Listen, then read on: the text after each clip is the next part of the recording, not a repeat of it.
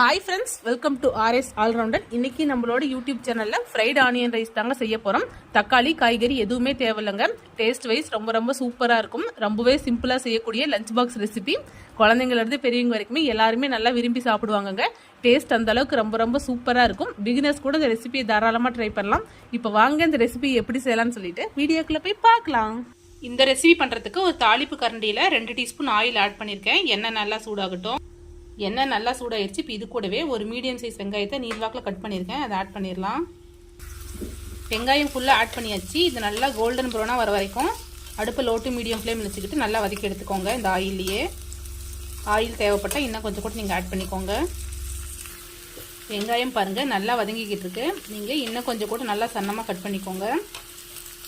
சன்னமாக cut பண்ணும்போது கொஞ்சம் சீக்கிரமாக வதங்கிடும். வெங்காயம் இன்னும் லைட்டாக கொஞ்சம் கலர் சேஞ்ச் ஆகட்டும். வெங்காயம் பாருங்கள் இந்த அளவுக்கு வதங்கிருச்சு. இது கூடவே ஒரு 3 பல்லு பூண்டை பொடியாக கட் பண்ணி வச்சுருக்கிறேன். அதையும் ஆட் பண்ணிக்கிறேன். அதையும் இந்த ஆயிலே நம்ம நல்லா ஃப்ரை பண்ணிக்கலாம். பாருங்கள் வெங்காயம் இந்த அளவுக்கு நல்லா ஃப்ரை ஆயிடுச்சு. இப்போ இது ஒரு பக்கம் எடுத்து வச்சிடலாம். பேனில் 1 டீஸ்பூன் ஆயில் ஆட் பண்ணியிருக்கேன். எண்ணெய் நல்லா சூடாயிருச்சு. இது கூடவே கொஞ்சமாக ஜீரகம் கொஞ்சமாக சோம்பு ஆட் பண்ணிக்கிறேன். சோம்பு நல்லா பொரியுது. இப்போ இது கூடவே ஒரு பச்சை மிளகாயை கட் பண்ணி வச்சுருக்கிறேன். அதையும் ஆட் பண்ணிக்கிறேன். இது கூடவே ஒரு கொத்து கருவேப்பிலை ஆட் பண்ணிக்கிறேன். இப்போ இது கூடவே 1/2 டீஸ்பூன் இஞ்சி பூண்டு பேஸ்ட் ஆட் பண்ணிக்கிறேன். இஞ்சி பூண்டு பேஸ்ட்டோட ராஸ்மல் போகிற வரைக்கும் ஒரு 1 நிமிஷம் நம்ம நல்லா வதக்கிக்கலாம். இஞ்சி பூண்டு பேஸ்ட்டோட ராஸ்மல் போயிருச்சு. இப்போ இது கூடவே தேவையான அளவு சாதம் ஆட் பண்ணிக்கலாம். தேவையான அளவு சாதம் ஆட் பண்ணியாச்சு. இப்போ இது கூடவே தேவையான அளவு உப்பு ஆட் பண்ணிக்கோங்க. 1 டீஸ்பூன் கறி மசாலா ஆட் பண்ணிக்கிறேன். நீங்கள் சிக்கன் மசாலா மட்டன் மசாலா எது இருந்தாலும் ஆட் பண்ணிக்கோங்க. இது கூடவே 1 டீஸ்பூன் தனி மிளகாய் தூள் ஆட் பண்ணிக்கிறேன். இது எல்லாத்தையும் நல்லா மிக்ஸ் பண்ணி விட்டுறலாம். சாதத்தோடு எல்லா சைடும் படுற மாதிரி நல்லா மிக்ஸ் பண்ணி விட்டுருங்க. பாருங்க சாதத்தோடு எல்லா சைடும் படுற மாதிரி நல்லா மிக்ஸ் பண்ணி விட்டாச்சு.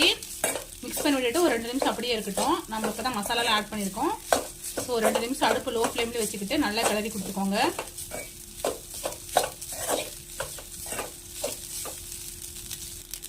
இப்போ இது கூடவே நம்ம ஃப்ரை பண்ணி எடுத்துக்கிட்ட ஆனியன் கார்லிக் ஆட் பண்ணிடலாம்.